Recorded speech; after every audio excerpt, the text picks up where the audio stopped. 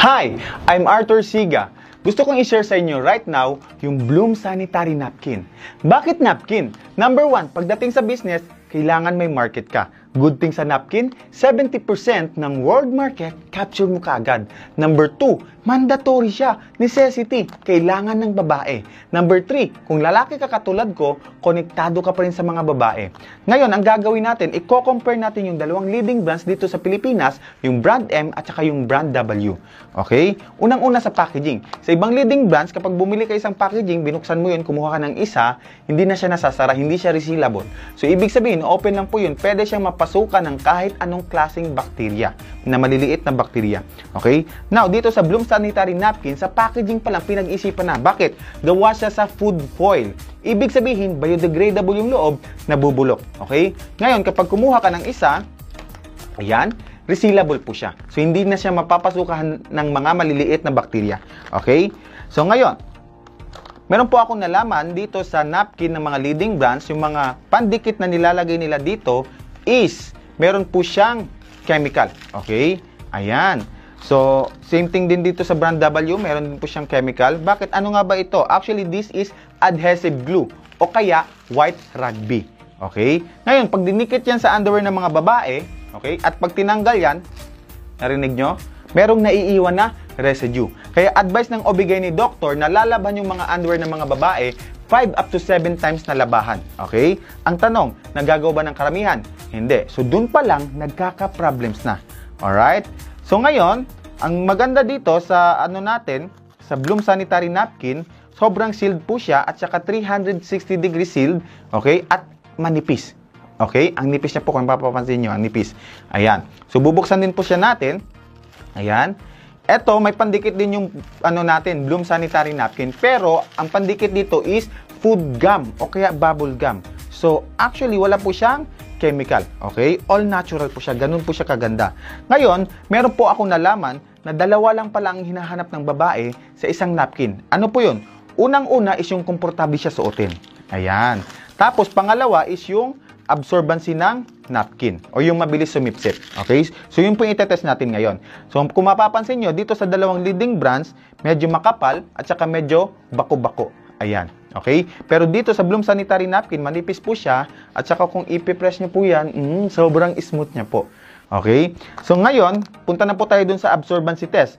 Meron po ako ditong warm water na merong food color, okay? At saka syringe, okay? Lalagyan po natin siya ng 50 ml. Ayan, each napkin. Bakit 50 ml? Kasi po, ang mga babae, nagme-mention sila ng 30 up to 80 ml. Ayan, 30 up to 80 ml every menstrual cycle. Okay? So, 50 ml po yung nilagay natin dito para gitna o kaya pantay or patas. And then, sabi din ng obigay ni doktor, 50 ml na yung pinakamalakas na nilalabas ng babae every menstrual cycle. Okay? So, ngayon, another 50 ml ulit. Ayan. So, meron po akong nalaman na ang napkin po pala isang perfect breeding ground ng mga bakterya. Bakit? Kasi po basa, kulob, tapos mainit. So, perfect talaga siyang tambayanan ng mga bakterya. Kaya nga, advice ng obigay ni doktor na kailangan magpalit ng napkin ang mga babae every 2 hours. Ayan. Ang tanong, nagagawa po ba ng karamihan? So, hindi. So, dun pa lang ulit, nagkaka-problems na. Okay? So, ngayon, kung napapansin nyo, ang huli nating nilagyan is yung Bloom Sanitary Napkin. Ayan. Okay? So, actually, ito po, trivia lang po guys, ito lang po yung kauna-unahang napkin na merong antioxidant. So, makikita nyo po yan mamaya, yung ititest natin kung meron pa talaga siyang antioxidant. Okay? So, ngayon, ayan, itetest na po natin yung absorbency niya. Kukuha po ako dito ng tissue. Ayan, dry na tissue. Okay, lalagyan natin siya each napkin. Ayan. So, another tissue. Ayan. So, now, itetest na po natin siya. Ang mga babae po, okay, ang mga babae po pala, kapag meron, umuupo din. Okay? So, ganito po palang feelings ng mga babae kapag meron, tapos umupo. Ayan. O, diba? Sobrang basa. Okay? Napapansin nyo, sobrang basa niya. Ngayon, itetest natin yung sa Bloom. Okay? Pupunasan ko lang kamay ko kasi basa po siya. Yung prinilis ko dito. Ngayon, itetest po natin yung sa Bloom. Ayan. Ayan. Kung napapansin nyo, tuyong-tuyo po siya. Okay? Good thing, kahit pagpalu-paluin nyo, kahit tumalon-talon ka man dyan, okay? Ayan. tuyong-tuyo pa rin siya. Okay? Walang basa. Okay? So guys, anong gusto nyo sa napkin? Etong basa o itong tuyo? Siyempre tuyo. Okay? Kaya no wonder, every time we do this demo, kahit anong lahi man yan, nagugustuhan nila. Mapa Chinese, Korean, okay? Mga Malaysian, okay? Mga Amerikano, alright? Mga Muslim. Speaking of Muslim, yung napkin natin, halal approved din po siya. Okay? Ganun po kaganda yung napkin natin. Now, punta po tayo sa advocacy. Advocacy po natin is to help women from monthly diseases. So, bubuksan po natin siya each napkin. Okay? Bakit? Kasi po, according sa WHO o kaya World Health Organization, 60 to 80% ng mga babae ngayon ay nagkakasakit po ng UTI, dysmenorrhea, myoma, at saka yung pinaka-worst na cervical cancer. Bakit? Nalaman po namin, number 1 sa mga reasons is yung sanitary napkins. Okay? So, nabubuksan na po natin. Unang-una is yung brand W. Okay? This napkin is made of 3 layers. 3 layers po siya. Ayan. So, now, kung mapapansin nyo po, yung first layer niya po is plastic. Okay? Ngayon, imagine niyo kapag ang plastic basa, mainit, tapos kulog, tapos dumidikit sa skin natin, di ba nagkukos po siya ng rashes, pangangate, tsaka pangingitim. Okay? So, yan po yung first layer niya. Tapos, yung second layer niya naman po, ayan, kung mapapansin nyo, actually, ito po ay recycled paper. Okay? So, pwede po siyang recycled na dyaryo, recycled na libro, or even though recycled na napkin. Yes, kasi 70% ng basura natin sa payatas is napkin and diapers. Alright? So, now, yan yung last layer niya po is plastic po siya ulit. Okay? Kung ilalagay ko to sa ilong ko, hindi talaga ako makakahinga. Bakit? Anong point ko? Kasi po, ang babae po pala, nahinga yun dito sa taas, nahinga din sa baba. Kaya kung may mga kakilala kayo na nag-i-stop yung mens, yung tuwing every year nagkakaroon, hindi po dapat. Delikado po sila nun. Kaya nag-i-stop po yun kasi po, hindi po siya makasingaw. Hindi siya breathable. Alright? So, yan po yung brand W. Okay? Ngayon, yung next nating bubuksan is yung brand M. This napkin has made of 4 layers. Hindi na po natin isa-isahin, pero itong importante nyo makita, yung laman niya. Ayan.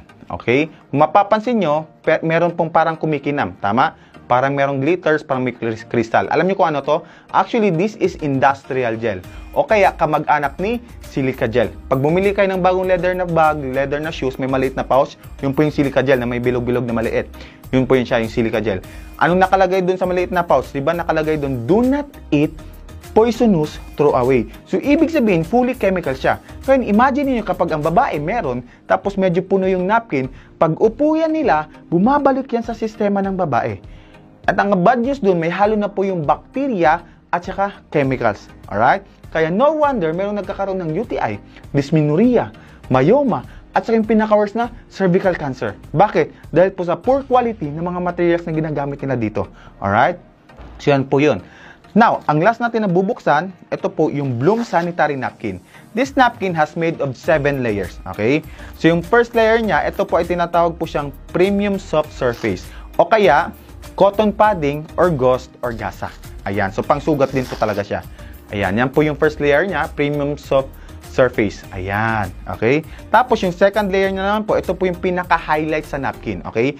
This is what we call negative ion strip na merong antioxidant. Anong ginagawa nito? Number 1 na ginagawa nito, it kills 99.9% of bacteria. Kaya kapag suot po ito ng babae, walang amoy. Kasi pinapatay niya po yung mga bacteria. Yung po yung mga foul odor. Pwedeng literally, amoy dugo po siya, pero wala na po amoy yung foul odor. Ganun po siya kaganda. Number 2, nagbibigay po siya ng energy sa katawan natin. Number 3, nire-regular niya yung blood circulation natin. Alright? Yan po yung ginagawa ng negative ion strip. And then at the same time, meron po siyang antioxidant. Ite-test po natin siya mamaya. Alright?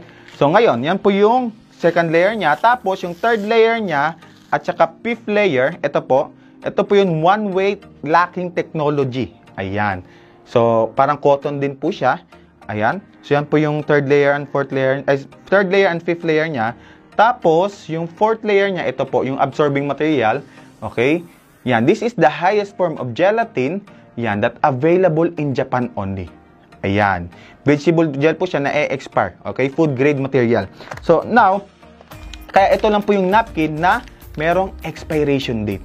Okay? So, ngayon, meron po ako nilagay dito kanina na 50 ml. Tama? And then, at the same time, meron pa siyang laman. So, ilalagay po natin siya dito. Ayan. Bakit? Kasi po yung isang napkin ng Bloom Sanitary Napkin can absorb up to 250 ml of liquid. Ayan. So now, kung napansin nyo, na-absorb niya na. Okay? So habang na-absorb niya pa yung iba, okay? Explain lang natin tong last layer. Actually, ito po tinatawag po siyang breathable bottom layer. Okay? So, may demo po kami dito. Kunyari, may mainit na tubig, tatakpan namin yan, and then empty glass sa taas. And then after a few seconds or a few minutes, nagmo-moist po yun. So, ibig sabihin, air can pass through. Tapos, binabaliktad namin ganyan, water cannot.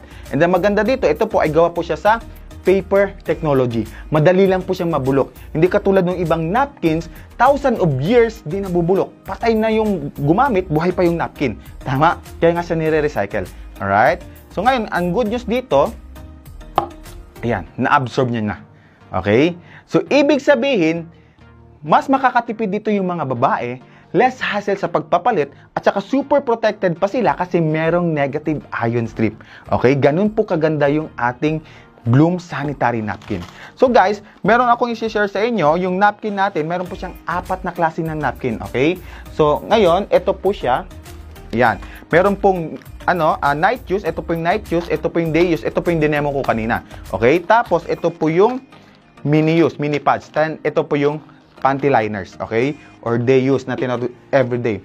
Ngayon, i-demo na po natin, papakita ko po sa inyo yung antioxidant effect, okay? So, for example, meron po tayo ditong betadine. For example, this is representative of oxidant, okay? Papatakan po natin yan dyan. Ayan, isang baso lang palang kailangan ko. Ayan, patakan po natin yan dyan. Alright? So, now, yung antioxidant po, ang number 1 na ginagawa sa katawan natin yan is, nag-aano po siya, tawag dito, pinapa-enhance po yung immune system natin. Ayan. So, meron po tayong ditong liner. Ayan, bubuksan po natin. Okay? So, ngayon, ayan. So, kukunin po natin yung bagong panty liner, lalagay po natin dito, itetest po natin, okay, yung merong antioxidant. So, ilalagay po natin siya dito. Kung mapapansin nyo, may kulay po yan. Ito po yung Bloom Sanitary Napkin na may negative ion at saka antioxidant. Okay? So, lalagay po natin yan dyan. Ayan. Kung napapansin nyo, nag-clear na po siya. Okay? So, ganun po kaganda yung ating napkin. May antioxidant po siya, no? So, dagdagan pa ulit natin ng toxic o kaya oxidant sa katawan natin. 1, 2, 3, 4. Ayan. So, ayan po, no? Nag-clear po ulit siya. So, now, ano ba yung antioxidant, Sir Art? Actually, ang antioxidant, yan po yung nagpo-protect sa mga damaged cells natin, okay? Na gawa ng mga free radicals sa katawan natin. So, yun po, kapag meron po tayong antioxidant sa katawan natin, mas nire-refer, mas maganda pong dinudulot sa katawan natin. And then, at the same time, mataas yung immune system mo. Sabi ko nga kanina, mas prone ka sa mga tawag dito, hindi ka lapitin ng mga sakit. Okay, kagaya ng mga sipon, ubo, lagnat. So, ganun po kaganda yung napkin na merong antioxidant. Ito pang good news. Okay? Actually, according sa ating chemical engineering na si Jeff Adviento, yung napkin natin ay, ano po siya? Yung antioxidant natin ay soluble din po siya.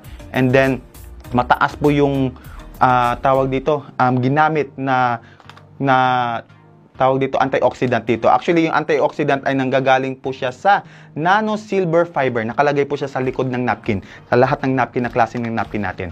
Okay? So, yun lang po. Thank you so much for watching. I hope you enjoy.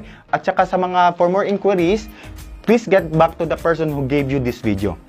And then, please don't forget to like my page, Arthur Siga. Yun lang po. Thank you so much and God bless you all.